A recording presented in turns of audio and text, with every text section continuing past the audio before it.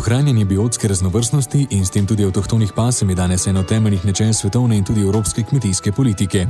Avtohtone pasme so naša kulturna in naravna dediščina in imajo bistveno vlogo pri ohranjanju biotske raznovrstnosti, ohranjanju kulturne krajine in podeželja. Izgubljanje biotske raznovrstnosti pri posameznih vrstah domačih živali ogroža trajnostni razvoj in ohranjanje kmetijskih zemljišč ter povzroča vedno večje zaraščanje našega podeželja. Uvajanje gospodarsko donosnejših pasem domačih živali v zadnjih desetletjih je povzročilo, da smo nekatere avtohtone pasme izgubili ali pa so pretopljene z drugimi pasmami. Predvsem rejcem se imamo danes zahvaliti, da smo nekatere avtohtone pasme ohranili in jih ohranjamo še danes. Ohranjanje avtohtonih pasem je v Sloveniji zakonsko urejeno. Država za ohranjanje skrbi preko dolgoročnega programa varstva biotske raznovrstnosti v živinoreji. Sedanji 7-letni program ohranjanja je pripravljen v skladu z določili mednarodnih deklaracij na tem področju in financiran strani Ministrstva za kmetijstvo, gozdarstvo in prehrano. Delo na tem področju od sredine 80-ih let prejšnjega stoletja vodi raziskovalna skupina na oddelku za zootehniko Biotehniške fakultete Univerze v Ljubljani. Naloga javne službe, nalog genske banke v živinoreji je sistematično vodenje in spremljanje ohranjanja živalskih genskih virov. Javna služba sodeluje pri izvajanju rejskih programov, izvaja strokovno delo in raziskave na vseh področjih ohranjanja slovenskih kmetijskih živalskih genskih virov in pa vzdržuje genetske rezerve za posamezne avtohtone in tradicionalne pasme.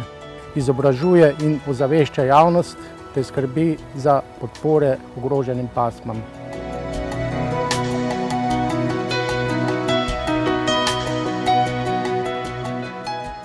Lipicanski konj. Lipicanec je ena najstarejših kulturnih pasem konj na svetu in eden od slovenskih simbolov. Njegovo ime se navezuje na Lipico, kraj izvora pasme na slovenskem Krasu, kjer je avstrijski nadvojvoda Karel že leta 1580 ustanovil kobilarno. V kobilarni Lipica še danes redimo eno največjih in najbolj tipičnih čred lipicancev. Danes je v Sloveniji lipicanski konj ogrožena pasma, vendar je razširjena tudi v drugih državah Evrope, v majhnem številu tudi v Afriki, Ameriki in Avstraliji. Lipicanec je vsestransko uporaben, skromen in vzdržljiv konj. Primeren je za rekreativno jahanje in vožnjo, za dresurno jahanje, posebej dobre rezultate dosega kot tekmovalni konj v vpregah. Nauči se tudi najtežjih elementov španske jahalne šole. Celotno populacijo konj v Sloveniji ohranjamo v skladu z rejskim programom v avtohtonem baročnem tipu in na tradicionalen način. Lipicanca prepoznamo tudi po tipični beli barvi, ki jo dobi šele v starosti med 7 in 10 letom. Žrebeta so ob rojstvu najpogosteje črna ali siva, lahko tudi rjava in starosti osivijo do skoraj popolnoma bele barve.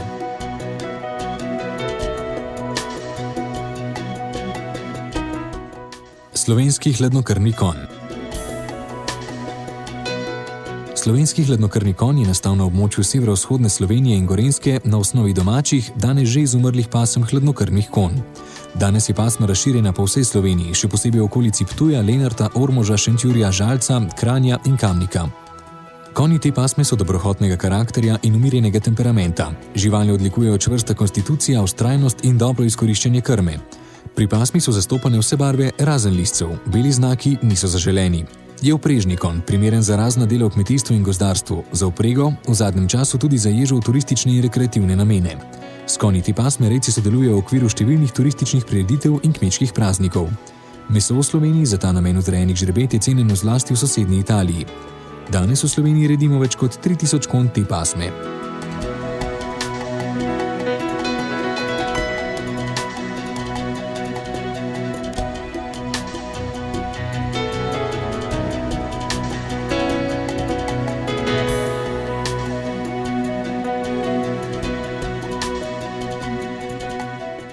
Posavski konj. Posavski konj je dobil ime po območju nastanka v porečju Save. Redijo ga predvsem v Posavju, na območju Krškega polja in Brežic ter na Hrvaškem. Izoblikoval se je na osnovi avtohtonih konj, ki so jih križali z različnimi pasmami hladnokrvnih konj. Tako je nastal konj manjšega okvira, mirnega temperamenta in dobrohotnega karakterja. Po barvi prevladujejo rjavci, manj vrancev, lisjakov in sivcev. Populacija je ogrožena, saj šteje nekaj več kot 1000 živali. Konje te pasme uporabljamo predvsem za vprego, dela na polju in v gozdu, jahanje ter v turistične namene. Primeren je tudi za vzrejo klavnih žrebet.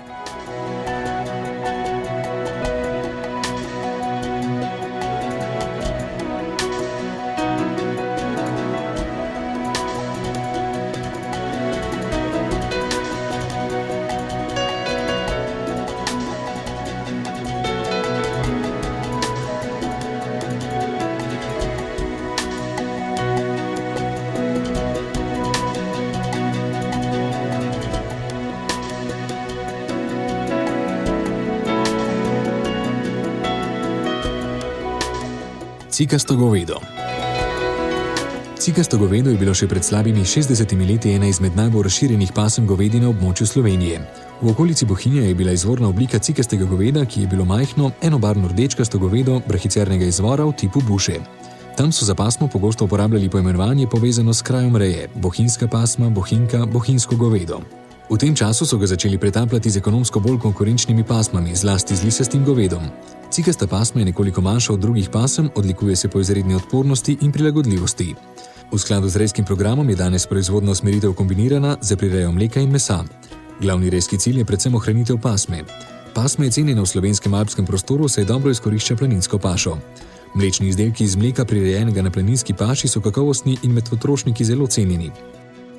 Veliko kmetij krave cikaste pasme redi tudi kot krave dojilje za vzrejo odstavljenih telet za zakol ali nadaljnje pitanje. Prodaja mlečnih in mesnih izdelkov poteka največkrat na domu ali na planini. Velikost populacije cikastega goveda danes presega 2000 živali.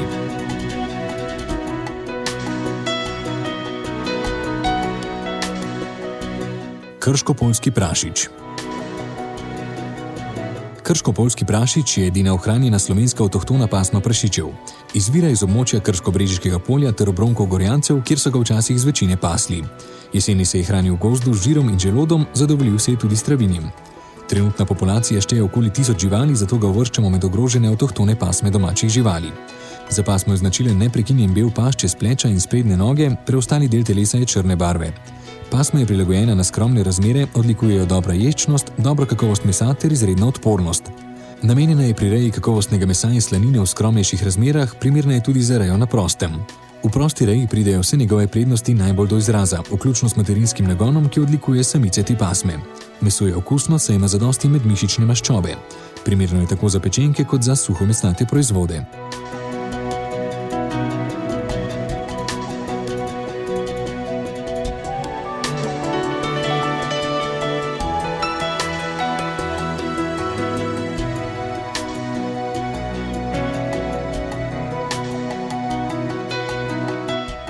Jezersko-solčavska ovca.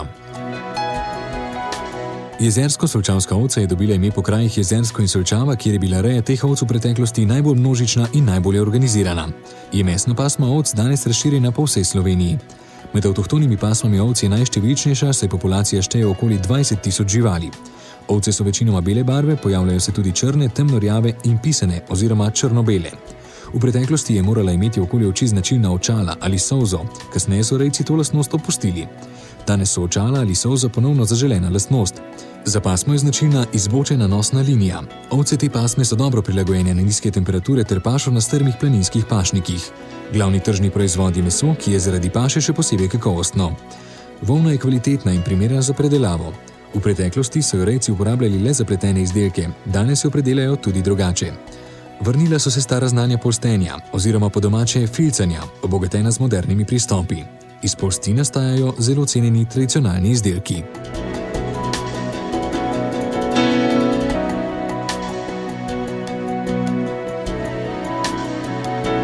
Bovška ovca.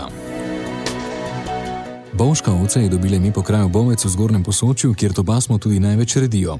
V dolini Trente ji pravijo tudi trenterka. Bovška ovca je manjša ovca, njena volna je bele, črne ali rjave barve. Glava je majhna in ozka, poraščena do ušes in po čelu, s čopom ali brez.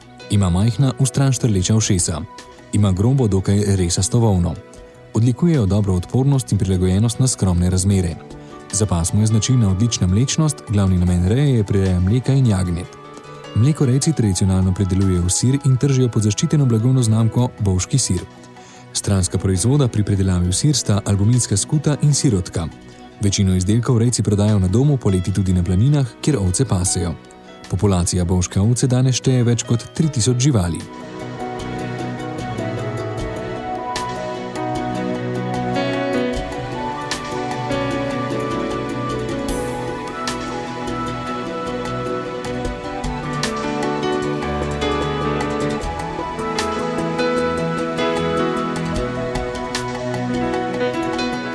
Belokranjska pramenka. Belokranjska pramenka je ena od slovenskih avtohtonih pasem ovc, namenjena prireji jagnet. Nekoč so jo redili na obeh bregovih reke Kolpe, predvsem v hribovitih in kraških predelih Bele krajine. Redili so jo zaradi okusne pečenke, iz volne so gospodinje izdelovale nogavice in jopice. Danes je najbolj razširjena na območju Adlešičev, Črnomlja in Vinice. V poletnih mesecih se pokrajina pogosto bori s sušo, zato ovce, ki se pasejo na kamnitih kraških tleh, odlikuje skromnost in majhnost. Dolga pramenasta volna jih dobro zaščiti pred mrazom in dežjem. Prevladujejo živali bele barve z značilnimi črnimi lisami ali pikami po glavi in po nogah. Ovne krasijo izjemno bogati rogovi, ki so pri starejših živalih nekajkrat zaviti. Pasma je poznana po dobri kakovosti mesa in okusni pečenki in je med lokalnimi prebivalci zelo cenjena. Ovce se pasejo na pašnikih blizu doma brez dokrmljevanja tja do prvega snega. Populacija belokranjske pramenke šteje nekaj manj kot 1000 živali.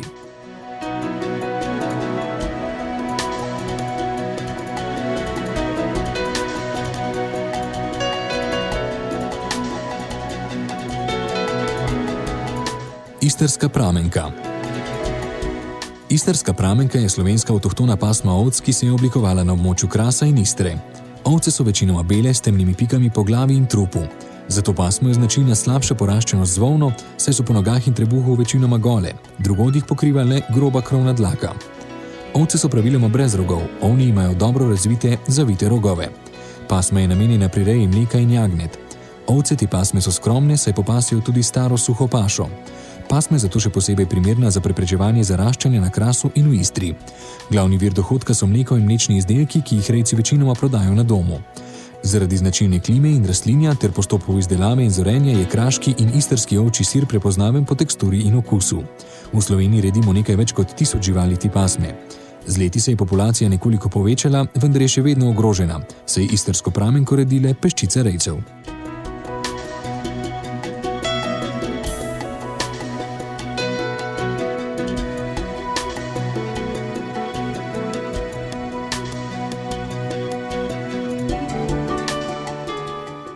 Drežniška koza.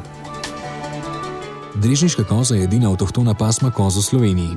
Nekoč je bila domača koza pomemben in bogat vir mleka, mlečnih izdelkov in mesa.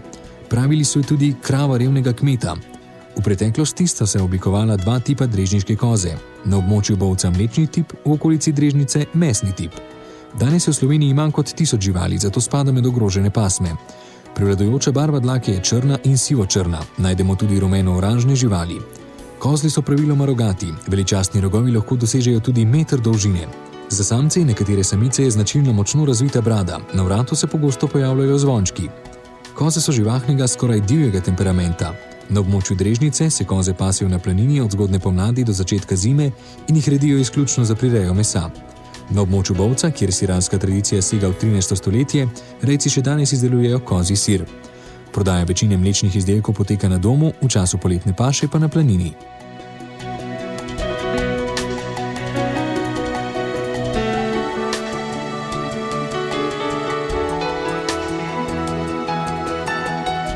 Štajerska kokoš. Štajerska kokoš je zaradi svojih lastnosti primerna predvsem za manj intenzivno rejo na kmečkem dvorišču. Je prikupna in skromna kokoš, znana po pogumu in živahnem temperamentu, dobri odpornosti proti boleznim in sposobnostim iskanja krme. Značilnost pasme je čop iz podaljšanih peres za grebenom.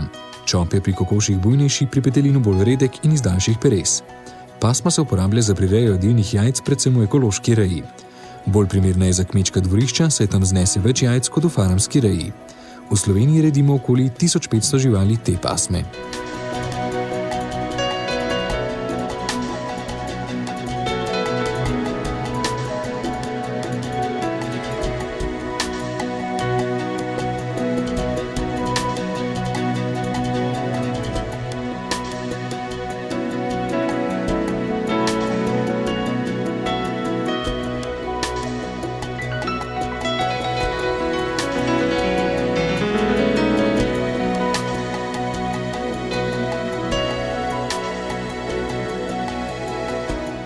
Kranjska čebela.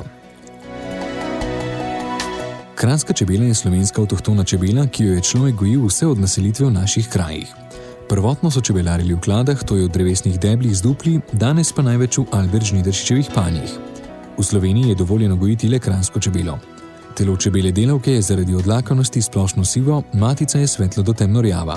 Prvotno so čebele gojili zaradi medu in voska, kasneje tudi zaradi drugih proizvodov, na primer matičnega mlečka, propolisa, cvetnega prahu in čebeljega strupa.